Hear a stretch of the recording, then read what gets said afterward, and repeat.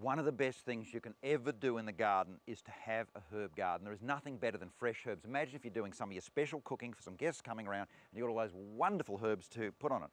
But there is a downside to it, and that is that a lot of herbs only live for so many months and then they die off in winter or whatever. And if you just put it in an ordinary garden bed through winter and so on, it can look a bit naff and horrible. So what we're going to look at doing is a herb garden that's really attractive. And believe it or not, we're going to put it in the middle of the lawn here in a circle.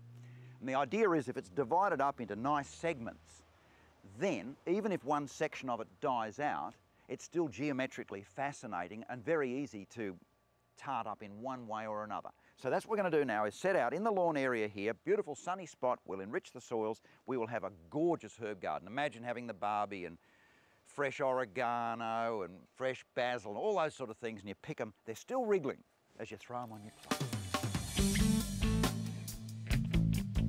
Well, that's the absolute centre point of the lawn. So that will be the point where we put the little nail so we can trace out with string this circular area.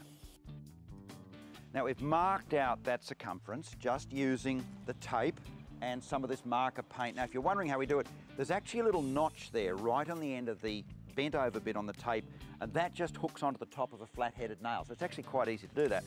The next step is just to go around the circle, just cutting barely outside of the orange paint with the spade, and then we'll dig all of the grass out in the middle.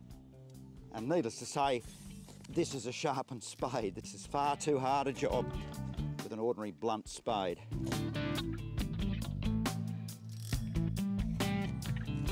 For this design to work, the edge is everything. This lovely crisp circle is what defines the basic geometry and makes it look really good. So spend your time, get the edge right. The other thing is, once you've removed all the lawn, as we have done, try to get every single bit of root and runner of grass out, because they will come up. Mind you, you can bet a few bits of grass will come up in the next few months. You just pull them out, won't be a problem. But you have to get onto it.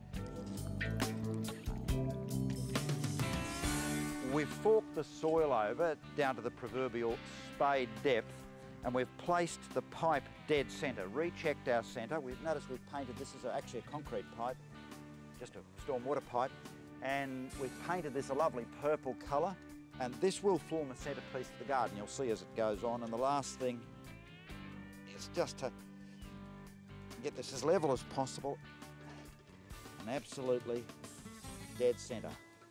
Now, as a soil conditioner, we're putting in some rotted stable manure. In other words, horse manure and sawdust. Wonderful stuff. I wish you could be here to smell this. It's a joy. We're dividing the whole circle into 6 segments. And there's 2 ways you can do that. You can just bend your tape and measure the circumference and divide by 6, and that will work. Or of course you can go 2 pi r and divide that by 6. Just a matter of whether you're mathematically inclined or not. But anyway, r being the radius. But the easiest way, measure the circumference, divide by 6. Well, as I said, the stormwater pipe is in the centre, and you'll notice around the bottom we're using a red oak leaf lettuce. It's called red coral. And if you're wondering, by the way, why we've picked this sort of purpley colour and the red of the lettuces for some of our feature, you might notice the house itself is a mauve shade. So we've picked up the colour of the house, slightly darker on this pipe in the middle, and with this lovely feature, red oak lettuces.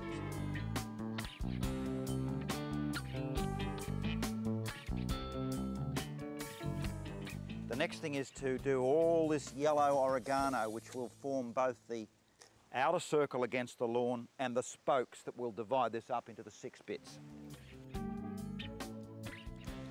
Well, we've got the basic circle of golden oregano, or oregano as the Americans say, and we've got all the spokes in. Now, the golden oregano is a fairly permanent sort of a plant. In most frost-free zones of Australia, it'll go on for a number of years.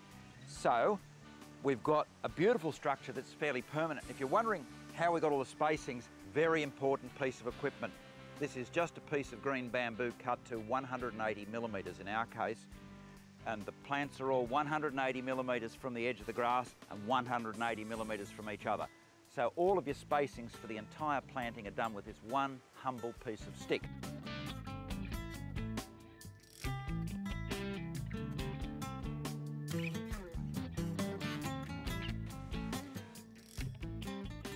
What's it like digging around in the horse poo?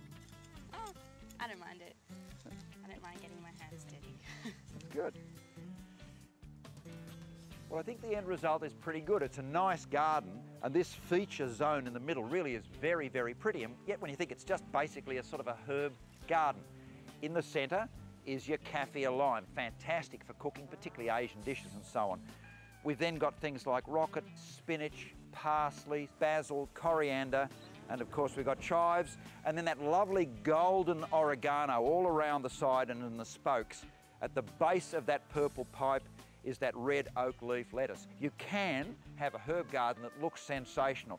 This will give many, many months of gorgeous edible things that you can put on all your cooking, plus we've now got a feature in the middle of the lawn here that is to die for. This is not a difficult job. Nothing in this you couldn't do yourself. What about this weekend? Out at the local nursery, get yourself some herbs and do this, a herb wheel.